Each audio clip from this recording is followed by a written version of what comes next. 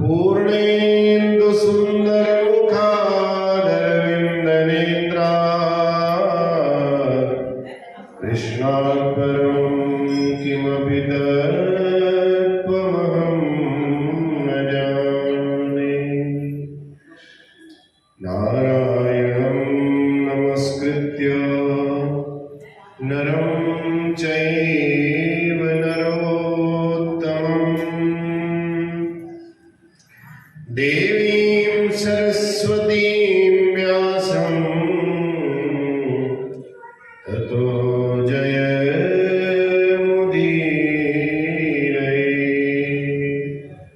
सीतानाथसमारम्भां श्रीरामानन्दार्यमध्यमाम् अस्मदाचार्यपर्यन्तां वन्दे गुरुपरम्पराम्।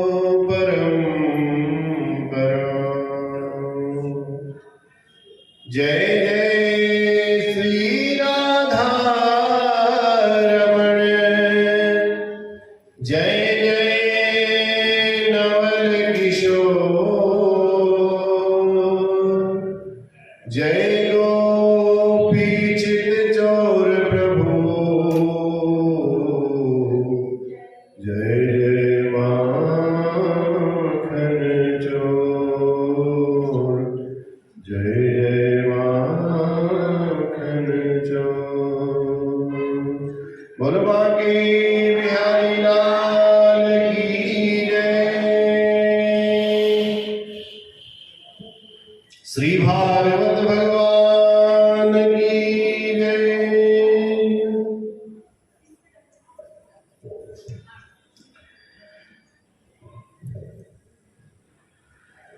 कर दो ऐसी कृपा राम मेरे, हर जन्म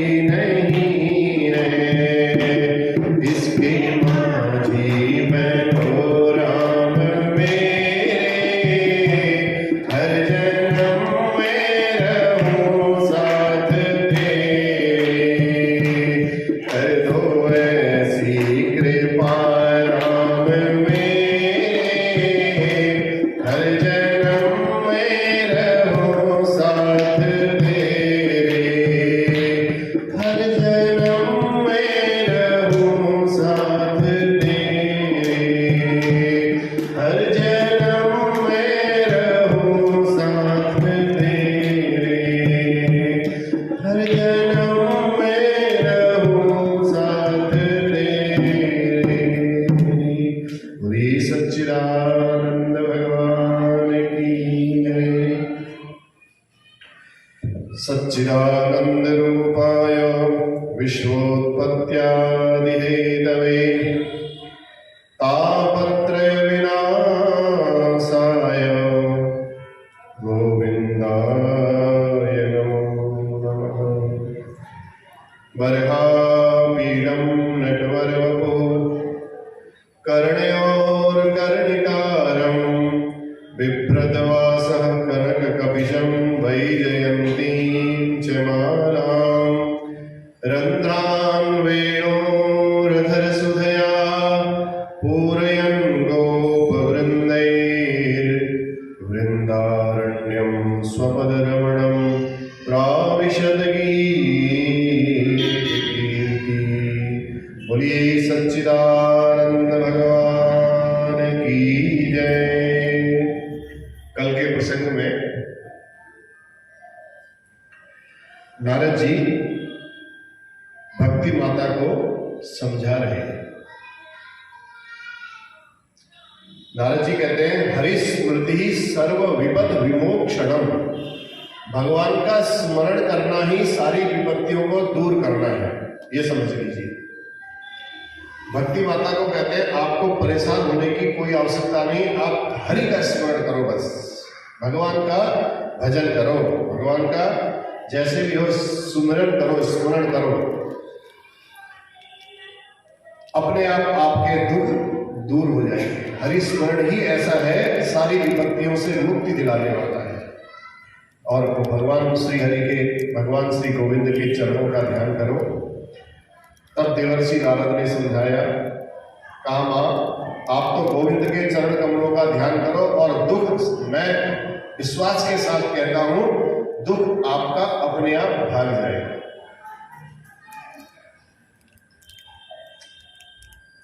फिर आप तो भगवान की वैसे भी प्राणवल्लभा भक्ति है और लक्ष्मी का ही स्वरूप भक्ति भी है।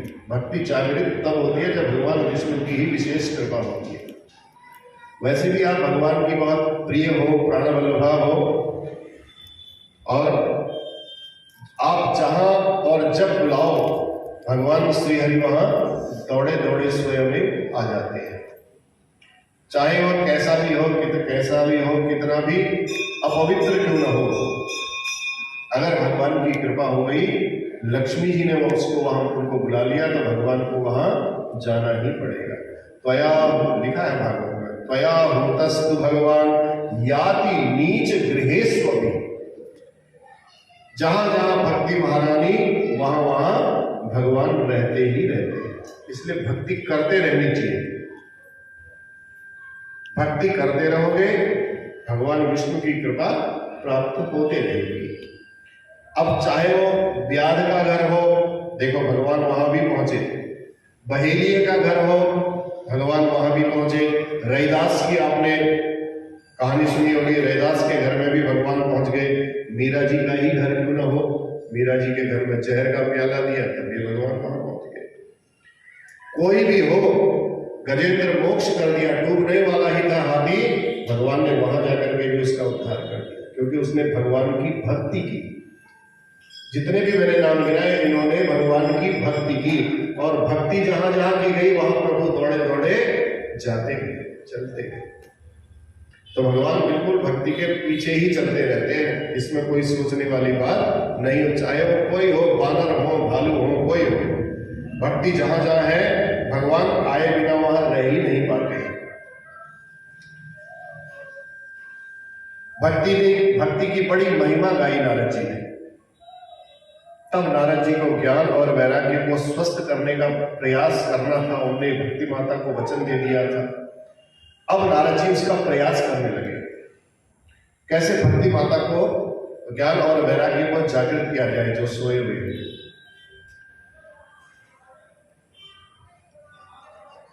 भक्ति माता के पास आए, ज्ञान और वैराग्य वहीं पर लेटे हुए थे। देवर्षि नारद बड़े बड़े वेद मंत्रों से गणान्त्वा गणपतिं हवामहे सहस्रशीरेखा पुरुषः, जितने उनको मंत्र आते थे पूरे चतुर्वेद, ऋग्वेद, यजुर्वेद, सामवेद पूरा पाठ कर डाला, अथर्ववेद। चारों वेद जब उन्होंने वेदों की ध्वनि सुनी, धीरे धीरे धीरे जब नारद जी ने चारों वेद सुना दिए ज्ञान और वैराग्य को, नारद जी ने देखा भैया मैंने इनको सुना दिया लेकिन ये जियो के क्यों पड़े हुए हैं, इनका टस से मस नहीं हुआ, जागृत नहीं हो पाए। फिर नारद जी ने कहा चलो वेद मंत्रों के बाद उपनिषदों का पाठ किया जाए। नारद जी ने उपनिषदों का पाठ करना प्रारंभ कर दिया, फिर लाभ नहीं हुआ। सबका सार श्रीमद् भगवत गीता भी उन्होंने सुना दी। नारद जी ने वेद सुना दिए, उपनिषद सुना दिए और अंत में गीता का सार भी भगवान नारद जी ने सब जब सुना दिया तो वह एक बार भी नहीं, गीता पाठेर मुहुर्मुहु, बार बार गीता के 18 अध्यायों का पाठ रिपीट करते गए तो अनेक बार भगवत गीता का पाठ सुनाया। ज्ञान वैराग्य थोड़े से आंख को खोली, उन्होंने उठने का प्रयास किए, थोड़ा सा जागे लेकिन फिर वहीं ले गए, थोड़ा सा जागृति आई।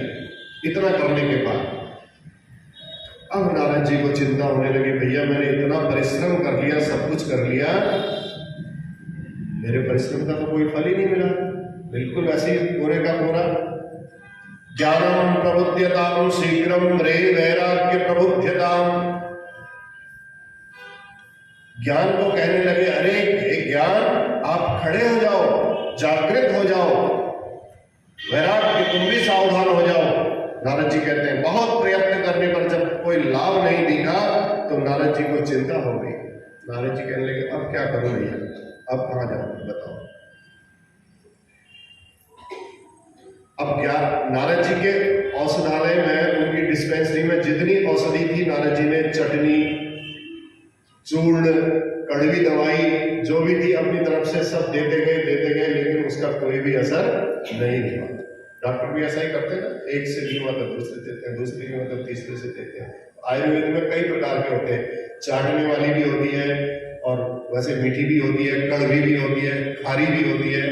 तो नारद जी के पास जितने थे उनके औषधालय में वो सारी दवाइयां दे दी लेकिन कोई भी असर नहीं हुआ। अब नारद जी ने बोला भैया कौन सी दवा लाई जाएंगे। उसी समय व्योमवाणी तदैव भूत, आकाशवाणी हो गई। नारद जी जब बहुत चिंतित हो गए तो कहने का भाव, जब भगवान की आप भक्ति करने के लिए जाते हैं, आपका लक्ष्य बिल्कुल एक होना चाहिए, मुझे भगवान की भक्ति ही करनी है, तब भगवान भी सहायक हो जाते हैं। आकाशवाणी का मतलब अंदर से आवाज आ जाती है। आकाशवाणी हुई, क्या आकाशवाणी हुई? व्योमवाणी तदेवा भून्मानुषे खिद्यतामिति उद्यमा सफलस्तेयं भविष्यति न संशय। अरे ऋषि मां खिद्यताम, आप दुखी मत हो। आकाशवाणी ने ऊपर से बोला, आप प्रयत्न करो, सुकर्म करो। व्योमवाणी तदेवा भूम, उसी समय आकाशवाणी हुई, ऋषि खिद्यताम मां, आप दुखी मत होइए। उद्यमा सफलस्तेयं, आपका ये कार्य अवश्य सफल होगा। उद्यम करो, सफलता आपको अवश्य प्राप्त होगी। नारद जी ने पूछा क्या करूं महाराज? आकाशवाणी ने कहा एतदर्थम तु सत्कर्म सुरसे त्वं समाचर। हे नारद जी, सुरज से सत्कर्म करो, सत्कर्म करो। अब मैं आपको कह दूं, आप मेरे पास आए, पंडित जी बहुत परेशानी है, मेरी जन्मपत्री देख दो, ये कर दो, उपाय बता दो। मैंने आपको बोला कि आप सत्कर्म करो। आपने कहा मैंने भागवत की कथा भी करा दी, कार्तिक के महीने में स्नान भी कर लिया, पूजा पाठ भी कर लिया, दान भी कर लिया, महामृत्युंजय का जप भी करवा दिया, कोई असर ही नहीं हुआ मेरे को। अब मैं कौन सा सत्कर्म करूं? सत्कर्म की व्याख्या क्या होती है, क्या डेफिनेशन होती है सत्कर्म की? नारद जी ने पूछा, अब मेरे से आकाशवाणी ने बोल दिया तू सत्कर्म कर। अब सत्कर्म क्या होता है ये तो बताया नहीं। सत्कर्म कर कहा और आकाशवाणी बंद। अब नारद जी बड़े परेशान, नारद जी का दिमाग घूमने लगा।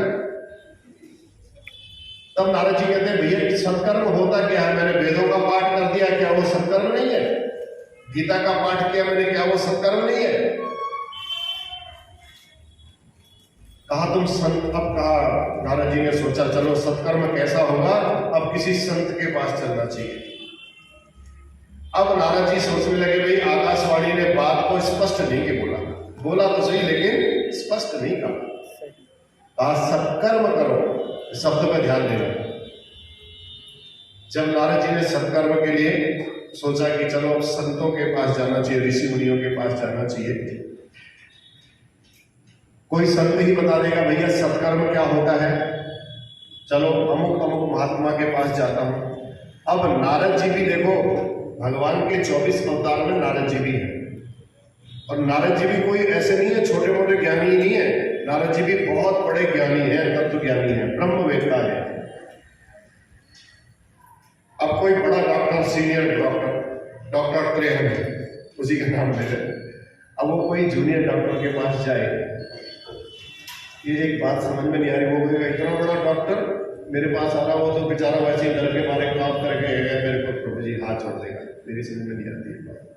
अब नारद जी किसी के पास जाए, संत के पास जाए, महाराज सत्कर्म क्या होता है?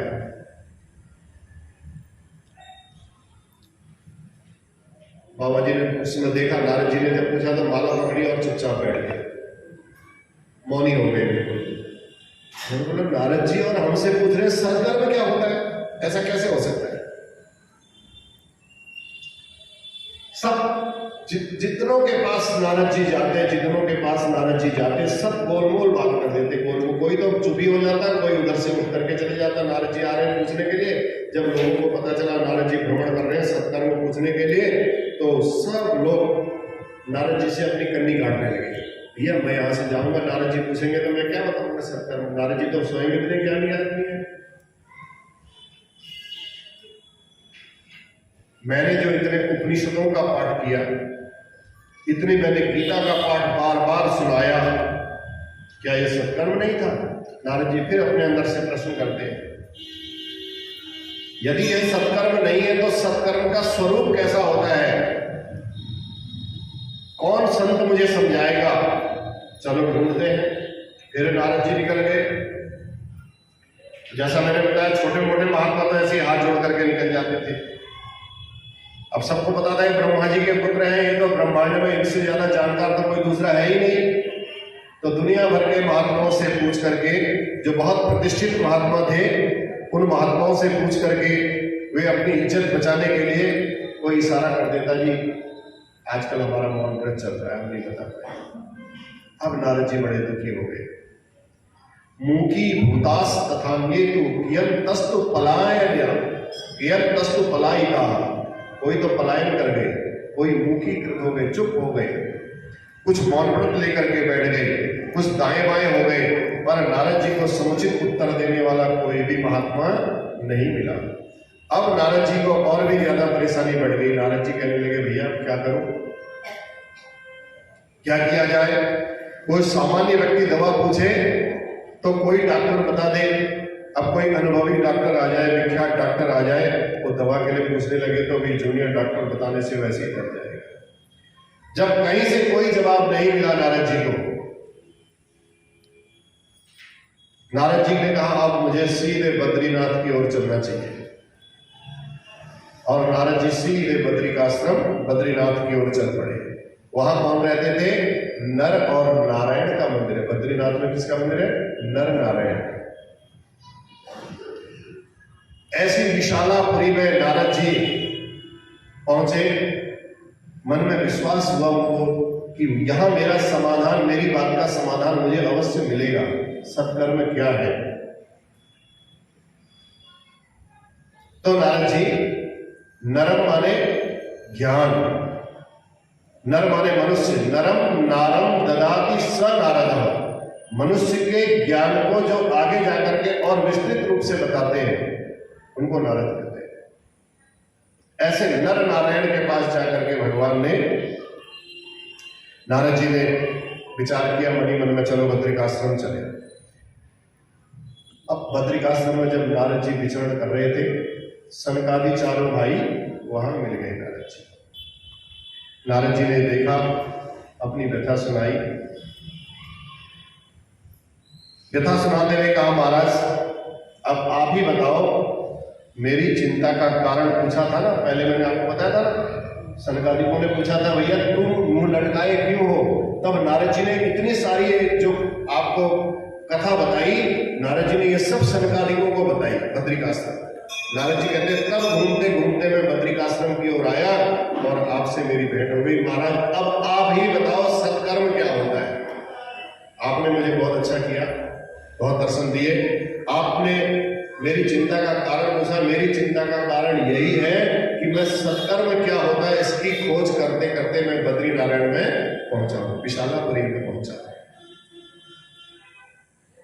नारद जी ने कहा सारी समस्याएं मैंने आपके सामने में रख दी हैं, अब आप कृपा करके बताएं आकाशवाणी ने मुझे कौन से सत्कर्म के बारे में बताया।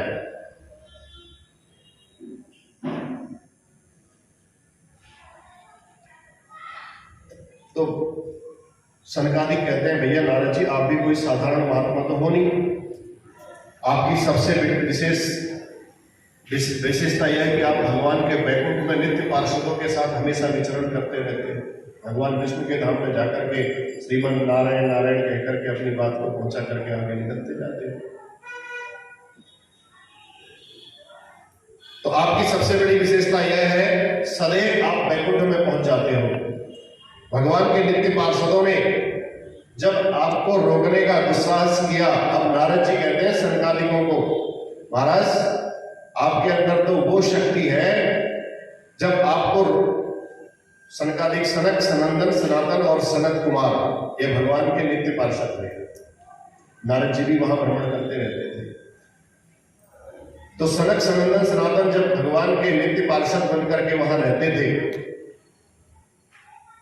तो भगवान के नित्य पार्षदों ने, जब वहां भगवान के द्वारपाल थे, पार्षद थे द्वारपाल, और जब सनक सनातन ये गए, सनकादि गए, तो सनकादि ने कहा भैया हमें विष्णु भगवान से मिलना है, जो नित्य पार्षद थे जय और विजय। उन्होंने कहा खबरदार, अभी भगवान शयनावस्था में है, जैसे बोलते ना मीटिंग में, अभी नहीं जा सकते आप। तो भगवान विश्राम कर रहे हैं, अभी आप नहीं जा सकते। सनकादिकों को बड़ा क्रोध आया और उन्होंने टेढ़ी भ्रुकुटी करके उनको 3 जन्म में राक्षस होने का श्राप दे दिया। अब कहा महाराज आप तो ऐसे महान संत हो, सनकादिकों को बोला ये सब भ्रूभंग मात्रेण द्वारपालो हरे पुरा भूमौ निपतितो सत्यो यत् कृपातः पुरम गतौ। आपकी भ्रुकुटी अगर टेढ़ी हो जाए तो भगवान के नित्य पार्षद भी नीचे गिर जाते हैं जो भगवान के द्वारपाल थे। तो आप तो वो तत्व हो महाराज, मेरी इस शंका का समाधान करिए।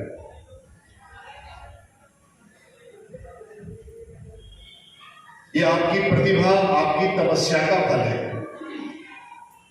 प्रत्यक्ष आपके जीवन में उस तपस्या का प्रभाव यह है, देखो सनकादि हमेशा भगवान का ही भजन करते रहते हैं, हरि शरणम हरि शरणम हरि शरणम हरि शरणम। ऐसा करते करते कभी बूढ़े ही नहीं रहे, जवान तो वही, बूढ़े की तो बात ही करो। 5 वर्ष के ही बालक बने रहे पूरी जब तक, अभी भी सनकादिक अभी भी पंचहायन वर्ष 5 वर्ष के बालक की तरह ही आज भी घूमते विचरते रहते हैं, कभी जवानी नहीं हुई। नारद जी मिलने गए तो नारद जी से भी छोटे ही 5 वर्ष के बालक, लेकिन ज्ञानी भगवान के नित्य पार्षदों को उनने अपनी भ्रुकुटी टेढ़ी करने मात्र से नीचे गिरा दिया। तो महाराज आप बताइए, आपको तो काल गति भी प्रभावित नहीं कर सकती, क्योंकि काल गति प्रभावित नहीं कर रही है। 5 वर्ष के हैं तो 5 से न ऊपर है, 5 से न नीचे, तो समय का कोई उनके ऊपर प्रभाव नहीं है। इसलिए आप जैसे संत महाराज कहां मिलेंगे मुझे, कृपा करके आप मुझे बताइए वह सत्कर्म कौन सा था जिसको आकाशवाणी ने बोला था। चारों भैया मुस्कुराए। चारों भैया कौन? सनक सनंदन सनातन और सनत कुमार। ज्ञान होना चाहिए, बच्चों को भी बताना चाहिए। ये 4 ऋषि थे हमारे, ये ब्रह्मा जी के मानस पुत्र थे।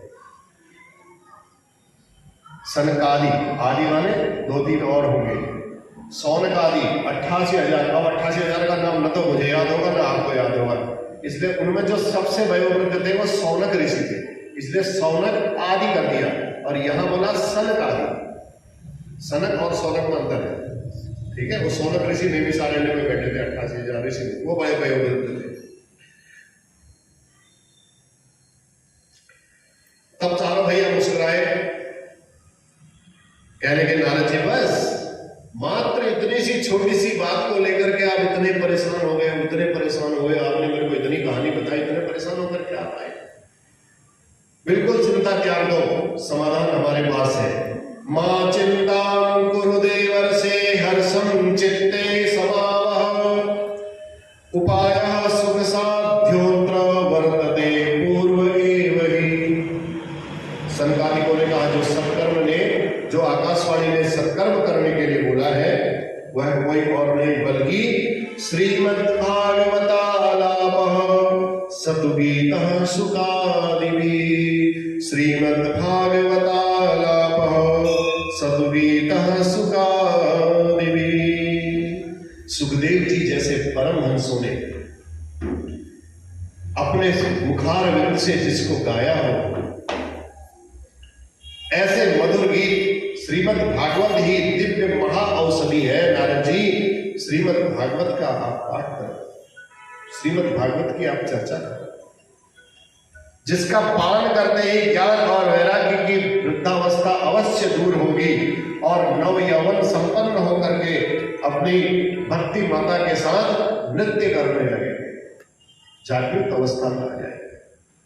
जब नारद जी ने सनकादिकों की बात सुनी तो नारद जी को थोड़ा विश्वास नहीं हुआ। नारद जी कहते हैं मैंने, भागवत क्या चीज है? वेदों से निकली हुई चीज ही तो भागवत है। जड़ क्या है? वेद है। वेदों का सार ही भागवत में है। वेदों का सार उपनिषद में है, उपनिषद का सार भागवत में है। नारद जी ने कहा महाराज कह तो रहे हो, एक बात पूछूं, बुरा नहीं मानना। सनकादिकों ने कहा बताओ। कहा महाराज हमने तो सुना है वेदों का सार उपनिषद है, मैंने तो वेद ही सुना दिए, आप कह रहे हो भागवत सुनाओ। मन में थोड़ा सा शंका हो रही है महाराज, थोड़ा और ज्ञान दीजिए। सब कुछ सुना दिया मैंने, भगवत गीता भी सुना दी, बार बार सुनाई, अब आप कह रहे हो भागवत सुनाओ, और वो भी सुखदेव जी जैसे परमहंसों ने जिसको गाया है वह भागवत का दिव्य मधुर गीत है। इसका श्रवण करने मात्र से ज्ञान और वैराग्य स्वस्थ हो जाएंगे, उनकी सारी बीमारी दूर हो जाएगी। आपके इस कथन पर मुझे थोड़ा सा संदेह है महाराज। भागवत तो मैंने भी पढ़ी है, नारद जी को ब्रह्मा जी ने पढ़ाई थी। भागवत तो कहते हैं महाराज मैंने भी पढ़ी थी, मेरे पिताजी ने मुझे इसका अध्ययन कराया था, ब्रह्मा जी ने, इसलिए मैं जानता हूं भागवत में जो व्याख्याएं हैं वो तो सब वैदिक सूत्रों में लिखी हुई है, और वो वैदिक सूत्रों का मैंने उसको उनको पाठ करके भी सुना दिया। वेद रूपी वृक्ष का ही फल तो श्रीमद् भागवत है। तो जब वेद उपनिषद सुनाने से कुछ नहीं हुआ तो वेदों की व्याख्या करने वाले इस ग्रंथ से, श्रीमद् भागवत से भला क्या भला हो सकता है? तब सनकादिकों को और हंसी आई। सनकादिक कहते हैं नारद जी सुनो, आप अच्छी बात करते हैं, देखो समझाना जरूरी है। जब तक मन एवं मनुष्याणाम कारणम बंध मोक्षयो, ये मन ही मनुष्य के दुख का कारण भी है और मन ही मनुष्य के सुख का कारण भी है। बंधन भी इसी से होता है और मोक्ष माने आनंद भी इसी से होता है। अब नारद जी के मन को समझाना था सनकादिकों ने। सनकादिकों का नारद जी आप बात तो बिल्कुल सही कहते हो, बात आपकी बिल्कुल सत्य है। अब उदाहरण दिया, कहा आम का मीठा फल होता है, आम का फल बड़ा मीठा होता है। अब खाने वाला कहे वाह आम का फल तो बड़ा मीठा है, तो जिस पेड़ में लगता होगा तो वो पेड़ भी तो मीठा होता होगा बहुत। अब वो पेड़ को चबाने लग जाए तो पेड़ से तो उसको आम की तरह मधुर रस नहीं मिलेगा। नारद जी को पहला उदाहरण दिया, भैया उसको माधुरी रस उस पेड़ पर नहीं मिलने वाला है, स्वाद लेने के लिए उसको फल का ही सेवन करना पड़ेगा। और ये श्रीमद् भागवत फल है, वेद वृक्ष है। वेदों से ये शाखाएं उपशाखाएं निकली हैं, उपनिषद, और उनमें जो ये फल लगा है, ये श्रीमद् भागवत का फल लगा है। दूसरा उदाहरण दिया नारद जी को सनकादिकों ने कहा, महाराज नारद जी की बात थोड़ा थोड़ा समझ में आई तो कहा चलो आपको मीठे का उदाहरण देते हैं। गन्ने के रस का उदाहरण दिया, कहा गन्ना होता है, गन्ने से ही तो चीनी बनती है, शक्कर बनता है। अब वही अगर किसी को कहा जाए भैया गुड़ की जगह आप हमें गन्ने से रस निकलता है तो गन्ने का रस दे दो, हम उसी से अपने जो खाने में बनाने में जिसमें भी डालते हो, हलवे में डालते हो, कोई किसी में डालते हो, चीनी बनती है। चीनी की जगह अगर गन्ने का रस डाल दिया जाएगा तो चाय बन पाएगी? नहीं बन पाएगी। तो ऐसे नहीं हो सकता है नारद जी। जिसका जो काम है उसका वही काम उसके लिए फिक्स है। दूध में घी होता है और घी से दिए जलते हैं। अब घी में दियों में घी खत्म हो जाए, अब हम कहेंगे ऊपर से दूध डाल दो इसमें घी जल जाएंगे, तो घी दिए जलेंगे? नहीं जलेंगे। तो न गन्ने के रस से शक्कर का काम हो सकता है, न दूध से घी का काम हो सकता है, न वृक्ष से आम का काम हो सकता है। जिसका जो फल है उसका उस फल को ही आपको स्वीकार करना पड़ेगा। आम का फल खाओगे तभी आपको मिठास माधुर्य रस मिलेगा। जो मिठाइयां गन्ने से शक्कर से बनती हैं वो गन्ने के रस से नहीं बन सकती। इस प्रकार बहुत विविध दृष्टांत दिए सनकादिकों ने। जब समझाया तो नारद जी की शंका अब समझ में आ गई। नारद जी को कहा अब महाराज बात समझ में आ गई, आपने 2-3 उदाहरण दे दिए ना, अब समझ में आ गई। वास्तव में दूध से दिया हम नहीं जला सकते। दूध से जब घी निकलेगा उस घी का ही महत्व है दिए को जलाने का। ऐसे श्रीमद् भागवत का ही महत्व है ये ज्ञान और वैराग्य को जगाने का। आपने वेदों का पाठ किया, बहुत अच्छा किया, लेकिन उससे इनको वो माधुर्य रस नहीं मिला जिनसे इनकी जागृति हो जाए। तब नारद जी बड़े प्रसन्न हो गए। ओ महाराज धन्य हो गया मैं, आप जैसे संतों के आज मुझे दर्शन हुए, मैं बहुत प्रसन्न हूं महाराज। भाग्योदयेन बहुजन्म समर्जितेन सत्संगमं च लभते पुरुषो यदा वै अज्ञान हेतु कृत मोह मदान्धकारं नाशं विधाय हि तदोदयते विवेकः। बहुजन्म समर्जितेन भाग्योदयेन सत्संगमं च लभते। जब बहुत जन्मों का आपके भाग्य उदय होते हैं, पुण्य उदय होते हैं, तब जाकर के सत्संग का लाभ प्राप्त होता है। देखो भागवत में लिखा है। नारद जी ने बोला सनकादिकों को, महाराज कोई ऐसी मेरी भी रहे हो कि बहुत जन्मों के पुण्य मेरे एकत्रित हुए होंगे, आज आप जैसे संतों का मुझे दर्शन हुआ है। भाग्योदयेन बहुजन्म समर्जितेन, बहुत से जन्मों के पुण्यों को अर्जित करने के बाद आज ये सत्संग करने का मुझे आपके साथ सौभाग्य प्राप्त हुआ है। अज्ञान हेतु कृत मोह मदान्धकार नाशम विदाय हि तदोदयते विवेको। आप जैसे संतों का दर्शन और संग जब मिलता है उससे विवेक की जागृति होती है। अज्ञान और मोह, अंधेरा और रात्रि। अज्ञान क्या है? अंधेरा। और रात्रि क्या है? मोह। तो ये दूर कैसे हो सकती है? जब अज्ञान हेतु कृत मोह मदान्धकार नाशम विदाय हि तदोदयते विवेको। जब सूर्य का प्रकाश कैसे उदय होता है और ये अज्ञान और अंधकार दोनों दूर हो जाता है, ऐसे विवेक जब जागृत होता है तब ये सब अज्ञान रूपी जितना हमने माया है अंधकार, ठीक, ये जो अज्ञान है, ये अज्ञान महाराज आप जैसे संतों के दर्शन करने से ही दूर होता है। जब विवेक का सूर्य हमारा उदय हो जाता है तो उस अज्ञान का सारा अंधकार नष्ट होता चला जाता है। इसी बात को गोस्वामी तुलसीदास जी ने भी बड़े प्यार से बोला है। बिनु सत्संग विवेक न होई, बिनु सत्संग विवेक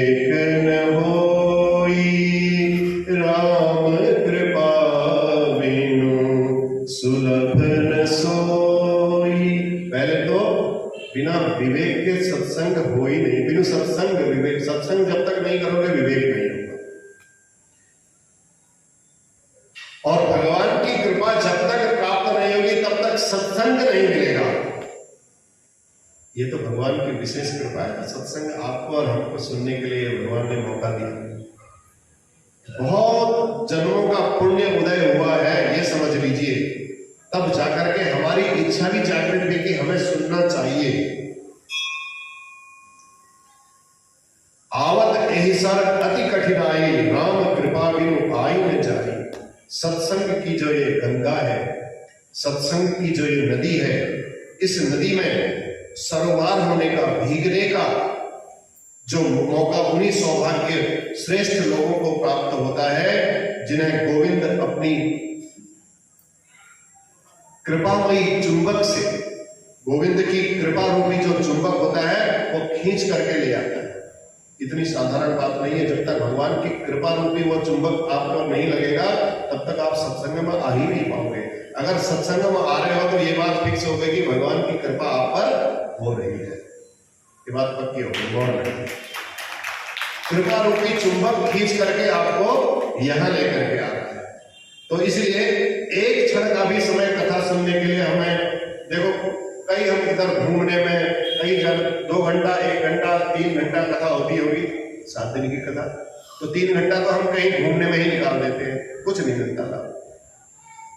लेकिन एक क्षण भी हम यहाँ पर आकर के अगर भागवत की चर्चा सुन रहे हैं, भगवान के चरणों की शरण ग्रहण कर रहे हैं, तो इससे बड़ा सौभाग्य हमारा कुछ नहीं हो सकता। तो चाह कर भी लोग नहीं आ पाते, बाहर घूमते रहते हैं, चले जाते हैं, नहीं आ पाते हैं। ये जिस पर भगवान की विशेष कृपा होती है वही श्री हरि का जो कृपा का चुंबक है वो खींच करके उनको बुला लाता है। तब नारद जी कहते हैं, महाराज मेरा परम सौभाग्य है, आज आप जैसे श्रेष्ठ संतों का मुझे दर्शन प्राप्त हुआ है। अब मैं आपके मुंह से ही श्रीमद् भागवत संहिता को श्रवण करना चाहता हूं। अब नारद जी का वो मोह दूर हो गया, अब विश्वास हो गया नारद जी को। ऐसे समझाना पड़ता है। नारद जी का मोह इतनी आसानी से दूर नहीं हुआ, बहुत उदाहरण दिए सनकादिकों ने, तब जाकर के नारद जी का अंधकार दूर हुआ, वो ज्ञान दूर हुआ और कहा महाराज अब आप मुझे भागवत संहिता का कथानक सुनाइए, आपके मुंह से मैं सुनना चाहता हूं। तब सनकादिकों का भैया ऐसा है, हम हैं बद्रीनाथ धाम में, यहाँ है बहुत ठंड, नीचे के लोग जो सुनना चाहते हैं वो ऊपर आ नहीं सकते हैं, और यहाँ अगर हम सत्संग करते हैं तो सब लोगों को लाभ नहीं हो पाएगा। चलो हम गंगा के तट पर हरिद्वार चलते हैं। गंगा द्वारम समीपे तु तटमानंददायकम, बड़ा आनंददायी तट गंगा का है। हम और आप चलो गंगा जी के तट पर श्रीमद् भागवत की कथा को श्रवण करने के लिए चलते हैं। अब एक बात मन में विचार नहीं है, बद्रीनाथ में कथा तो सनकादिक थे, वो तो जहां बैठते थे वहीं कथा कर लेते थे। अब उन्होंने ये क्यों बोला वहीं बद्रीनाथ में बैठ करके नारद जी को कथा क्यों नहीं सुना दी? मन में भी विचार आता है, थोड़ा सा विचारणीय है ये विषय। तो कथा तो कहीं भी हो सकती थी, बद्रीनाथ धाम में भी होता है। बद्रीनाथ से उतने ऊपर से उतर करके नीचे हरिद्वार आए, हरिद्वार में बैठ करके फिर उन्होंने कथा श्रवण करने के लिए बोला। तो इसका समाधान क्या है?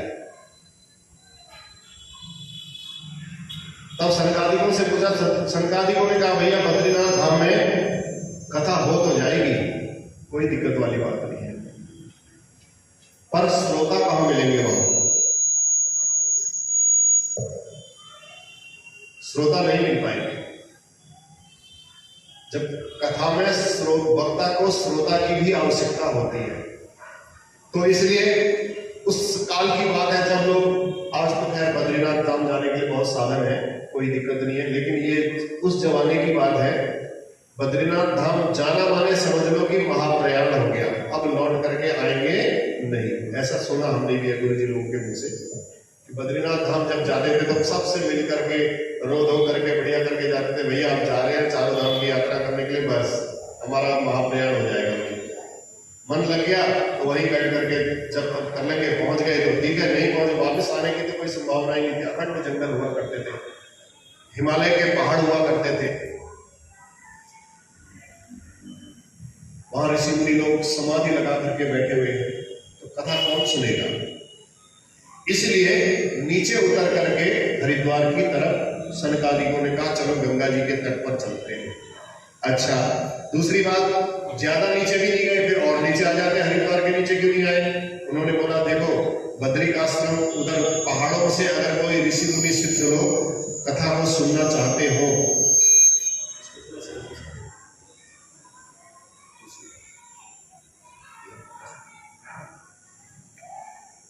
बद्रिकाश्रम से अगर कोई लोग हरिद्वार में आकर के कथा सुनना चाहते हो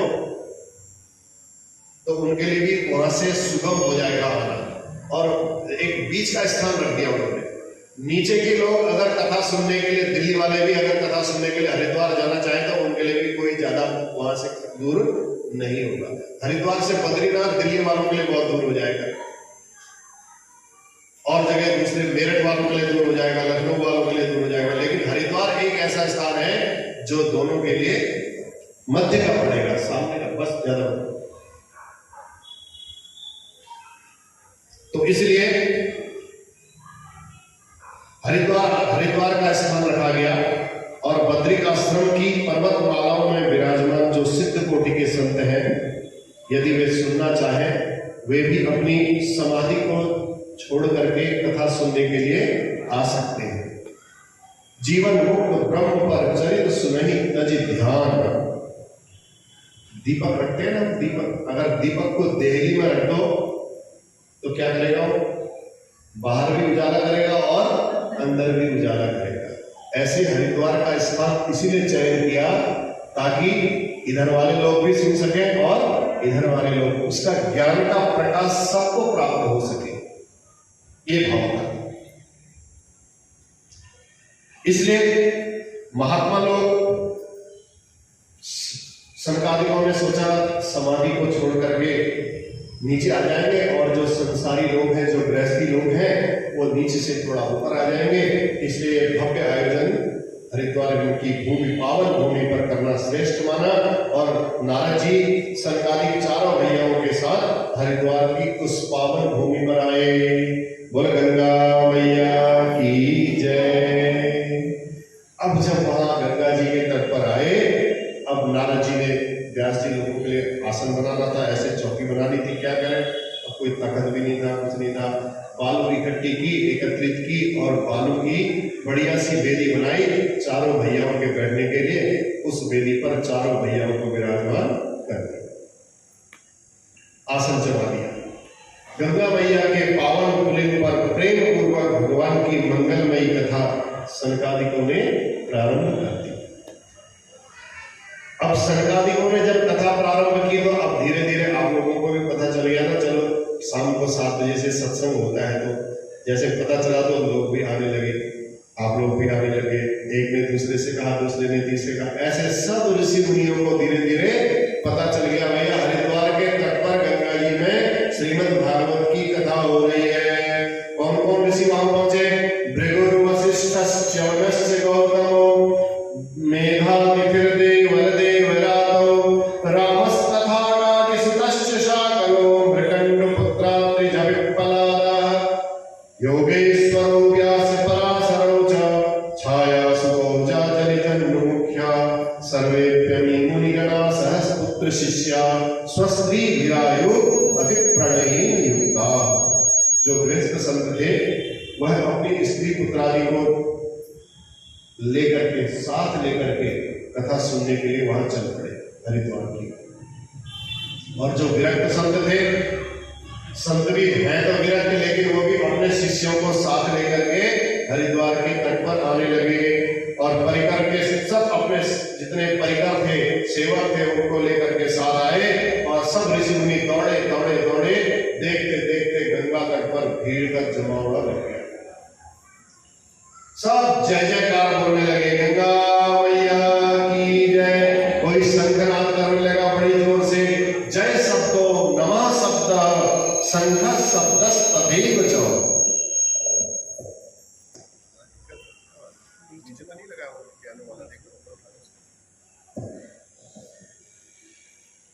कोई जय जयकार करने लगा, कोई गंगा मैया की जय करने लगा, कोई देवताओं को नमस्कार करने लगा, कोई शंख बजाने लगा, कोई मृदंग बजाने सब जयघोष से गंगा तक गूंज उठा। अब उस पावन संत के समाज के मध्य में सनकादिकों ने कथा का शुभारंभ किया। क्या कर रहे हैं? उसको ऊपर उठा दो बस, ये नहीं है, क्या कर रहे हैं?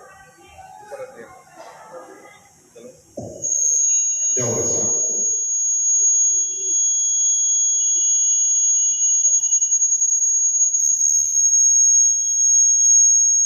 गंगा तक जयघोष से गूंज उठा। संतों के समाज के मध्य में सनकादिकों ने कथा का प्रारंभ किया। सदा सेव्या श्रीमद्भागवती कथा यस्या श्रवण मात्रेण हरिश्चित्तम समाश्रये। पियानो वाला तार है ऊपर रख दे।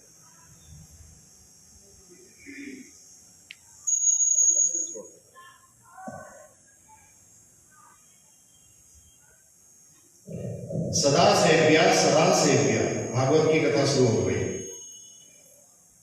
श्रीमद् भागवती कथा यस्या श्रवण मात्रेण हरिश्चित्रम समाश्रये।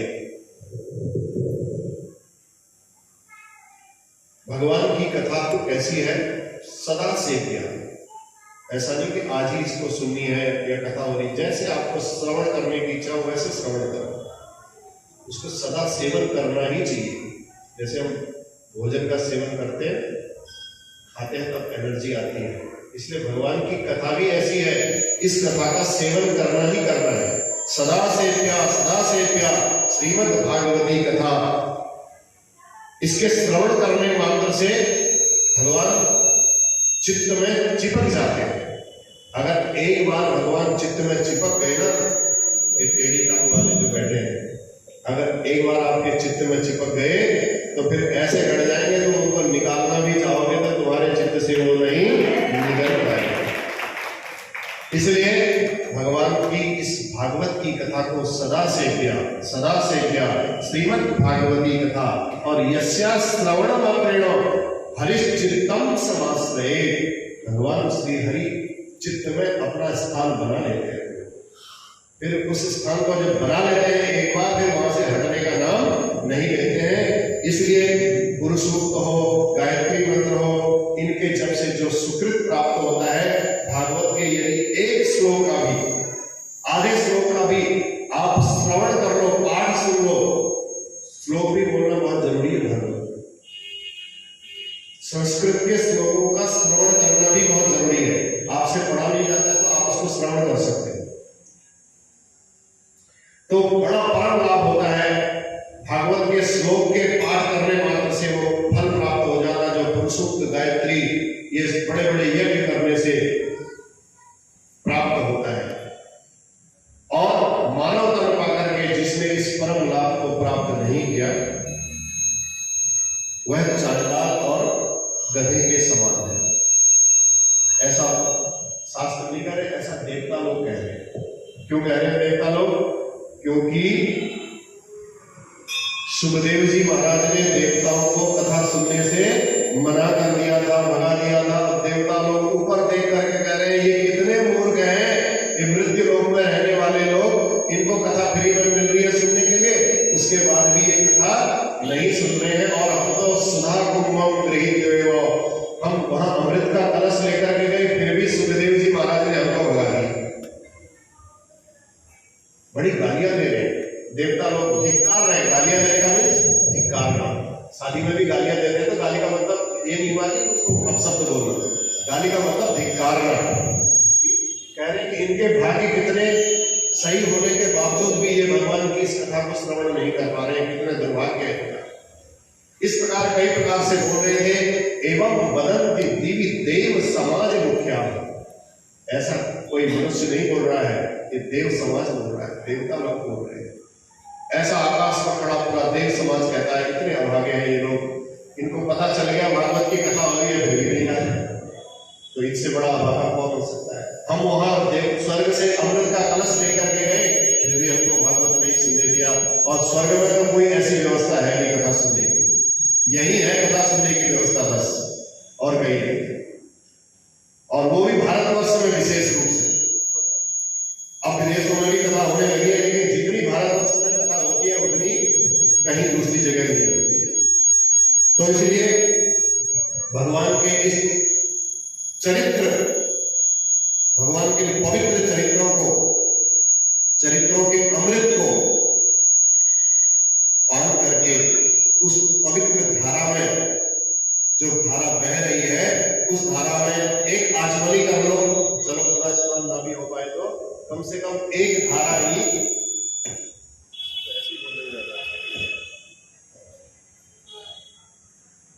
पूरी धारा में स्नान ना हो पाए, एक आचमनी कर लो। एक आचमन करना भी बहुत है। जहां इतनी पवित्र धारा बह रही हो तो ये वहां स्नान कर लेना चाहिए। तो हम लोग अमृत का कलश लेकर गए, फिर भी भगा दिया गया हमको। इतना कथामृत सुलभ है इस संसार में, तो इसका ये लाभ नहीं लेते हैं। दुर्भाग्य है। तो सनकादिक चारों भाई भागवत की महिमा को अब मुक्त कंठ से गा रहे थे। उसी क्षण एक दिव्य अलौकिक नाम संकीर्तन की ध्वनि सुनाई दी। तो सबने क्या देखा, अब ये कल बताएगा। वहां थोड़ा माइक भी डिस्टर्ब कर रहा है। बोलो के बिहारी लाल की जय। 8 की बात कोई नहीं है, माइक से दूसरा लगाना बेटा, दूसरा लगाना।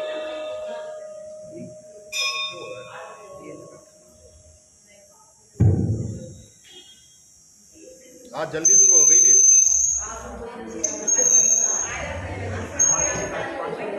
हरिओम। इससे हो रहा है ये ऊपर वाला निकाल दे, यही कलर का। हाँ यही कलर वाला निकाल।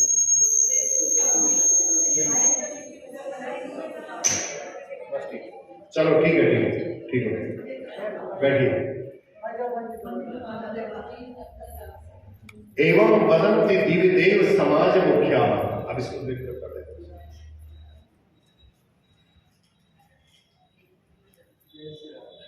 ऐसी बातों को कौन बोल रहे हैं कि जो ये पृथ्वी लोक में, मृत्यु लोक में रहते हैं, अभागे हैं?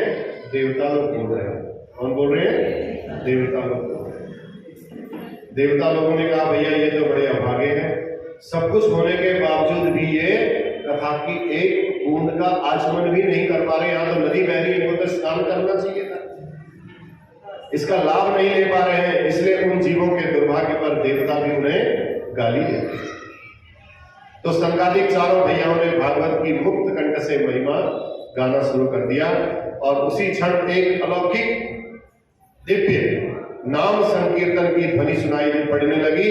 और सबने क्या देखा, भक्ति सुतौ तौ तरुणौ गृहीत्वा प्रेमैक रूपा सहसा विरासी श्री कृष्ण गोविंद हरे मुरारे नाथेति नामानि मुहुर्वदन्ति नाथेति नामानि मुहुर्वदन्ति।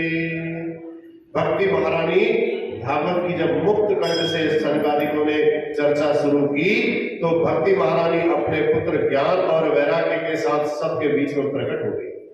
चाहते अरे ताता थैया करके नाचने लगी भक्ति महारानी, और झूम झूम करके सब लोग संकीर्तन करने लगे।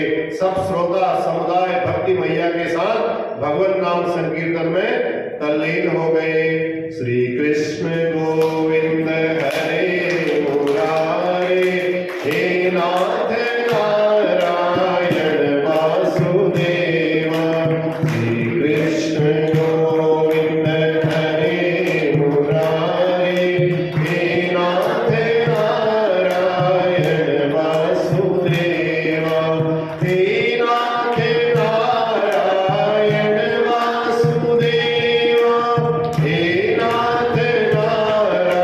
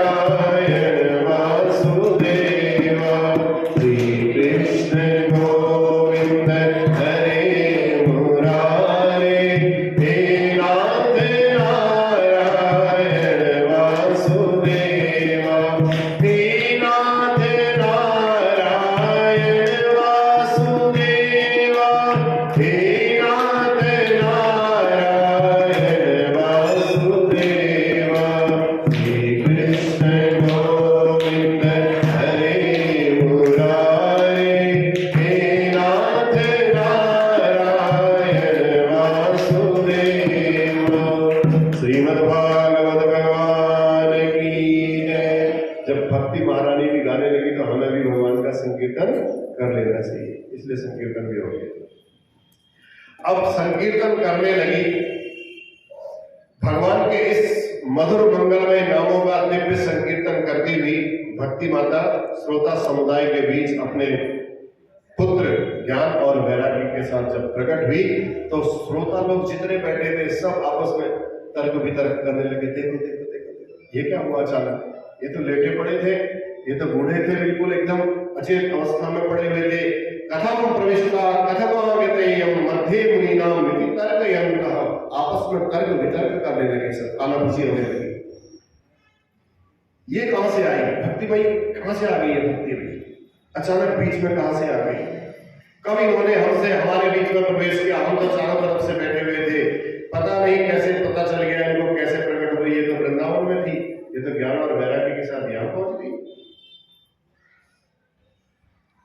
सनकादिकों ने कहा भैया जहां भगवान की ये मंगलमयी मधुर कथा होती है वहां पर भगवती भक्ति महारानी स्वतः ही प्रकट हो जाती है। बोलो भक्ति मैया की जय। अब भक्ति मैया ने सनकादिकों को प्रणाम किया, कहा महाराज मैं यहां आई हूं, आपने मुझे बैठने के लिए स्थान नहीं दिया, कृपा करके मुझे बैठने का स्थान दीजिए। सबकी व्यवस्थाएं आपने अलग की है, लेकिन मेरे बैठने के लिए भी एक स्थान की आवश्यकता है, मैं कहां पर बैठूं, एक कुर्सी मेरे लिए भी लगा दीजिए महाराज। बताइए आप, मैं लगा करके स्वयं बैठ जाऊंगी, आप बताइए तो सही मेरा स्थान कहां पर है।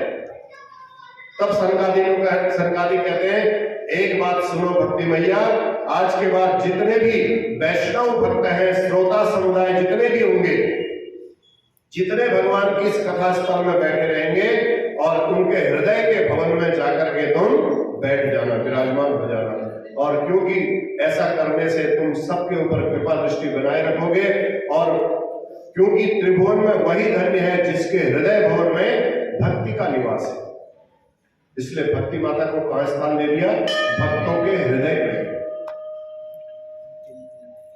भक्ति माता भक्तों के हृदय में विराजमान हो गई, जिसके भवन में भक्ति महारानी विराजमान हो जाए फिर उसे भगवान के पीछे नहीं भागना पड़ता है।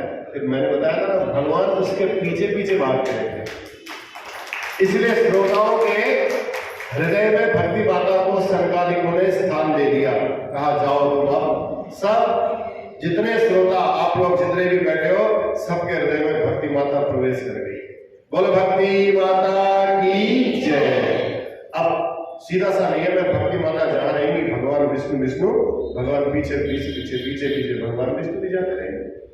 तो सकल भुवन मध्य निर्धनास्ते धन्या निवसति हृदि देशाम श्री हरिर भक्ति रेखा हरिरपि निज लोकम सर्वथा तो विहाय।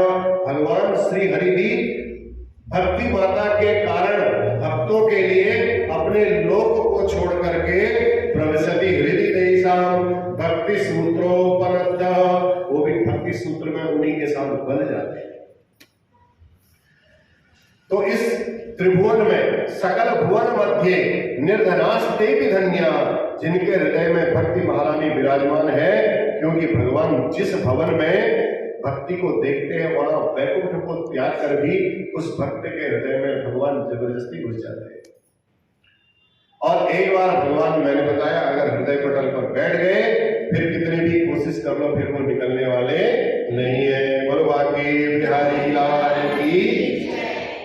अब देखो एक बात और सुनिए, उदाहरण के लिए जैसे नारद जी का भी मोह दूर किया ना सनकादिकों ने समझा करके, ऐसे आपको भी एक एक बात समझानी है। अब मैंने बोला भाई भगवान वैकुंठ छोड़ करके भक्ति महारानी के पीछे पीछे, भगवान का धाम कहाँ है, भवन कितना भी आपने सुंदर बनाया है,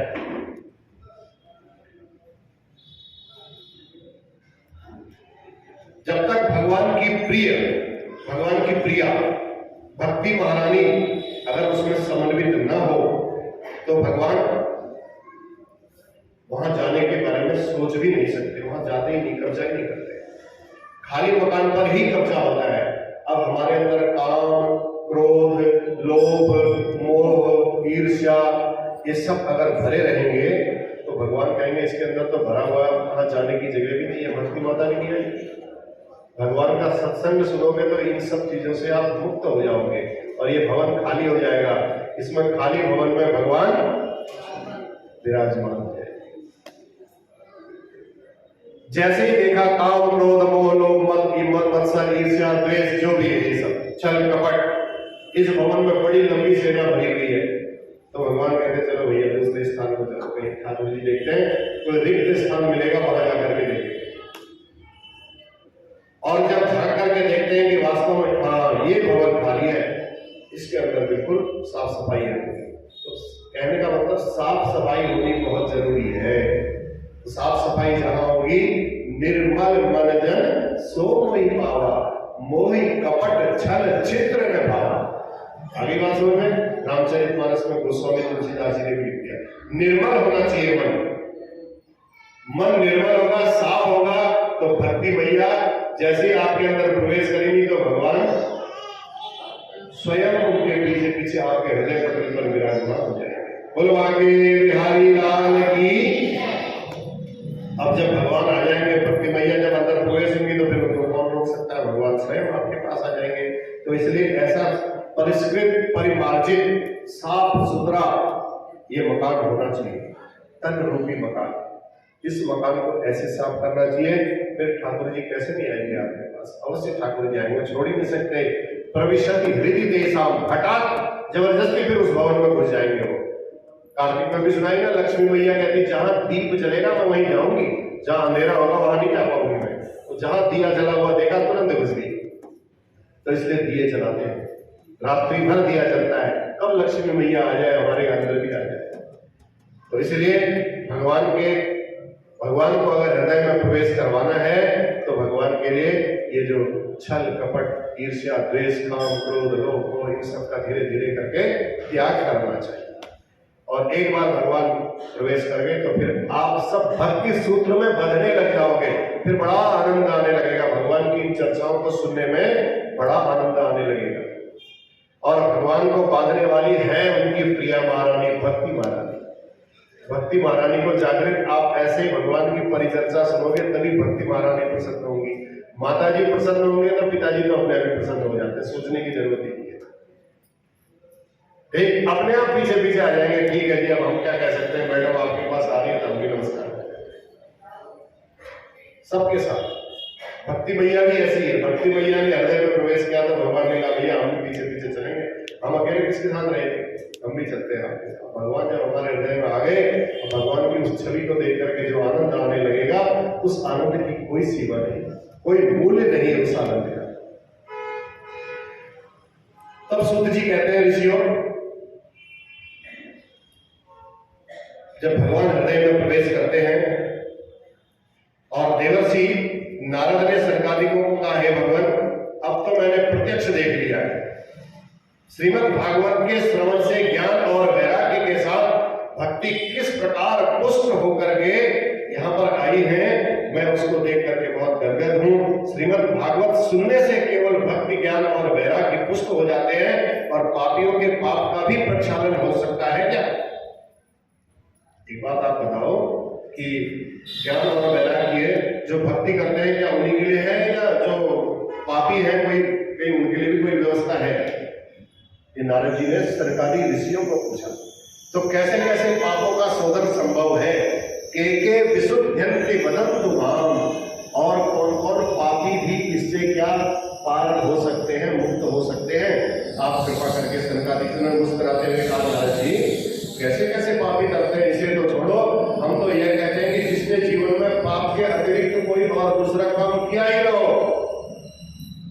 अत्याचार दुराचार भ्रष्टाचार जो भी आप बोलते हो अपनी भाषा में, पापाचार, ऐसे महापापी कदाचित जीवन में एक बार भी अगर कथा श्रवण कर ले तो कथा श्रवण करने का उनको अगर मौका मिल जाए तो मरने के बाद वो भूत प्रेत की योनियों में तो कभी जा ही नहीं सकते और भगवान के उस परम धाम को जाना उनका सुनिश्चित है। अब देखो, ये मानवा पाप कृतस्तु सर्वदा, ऐसे मनुष्य जो सर्वदा पाप करने में लगे हुए, सदा दुराचार रता विमार्गता, दुराचारी है, गलत मार्ग में लगे हुए हैं, क्रोधाग्नि दग्धा, क्रोध की अग्नि से जल रहे हो,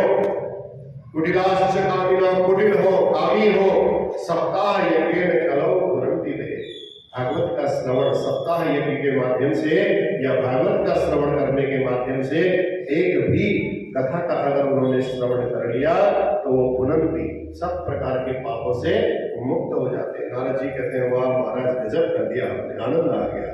नारद जी बड़े प्रसन्न हो गए। जीते जी की तो बात छोड़ दो, मरने के बाद भी यदि मरने के बाद भी वो तर जाएगा। तब नारद जी कहते हैं ऐसा कोई संभव हुआ है? कोई प्रमाण है आपके पास कि आप कह रहे हो जीते जी की बात तो छोड़ो, मरने के बाद भी ऐसा कोई हो सकता है? तब सनकादिक लोगों ने कहा हाँ बिल्कुल है। तब नारद जी कहते हैं, तब सनकादिक कहते हैं नारद जी को अब हम आपको एक इतिहास सुनाते हैं। वो इतिहास आपको कल सुनाएंगे। गोकर्णोपाख्यान आत्मदेव का, बड़ा अच्छा। अपने शरीर के अंदर से उसको मिलाना है, अध्यात्म के साथ जोड़नी, कथाओं को अध्यात्म के साथ जोड़ करके चलना है। कथा सुनने में आनंद आए लेकिन उसको अपने अंदर भी उसको ढालना है, जोड़ना है अपने हृदय के साथ, अपने मन के साथ, अपनी अंतरात्मा के साथ। तो एक गोकर्णोपाख्यान सनकादिकों ने नारद जी को श्रवण कराया। ये आपको हम कल की कथा में सुनाएंगे। बोलवा के बिहारी लाल की जय।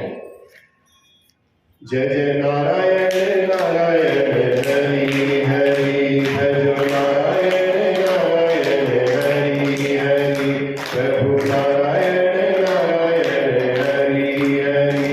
तेरी लीला सबसे न्यारी न्यारी हरि हरि। जय जय नारायण नारायण हरि हरि प्रभु नारायण नारायण हरि हरि। गोविंद नारायण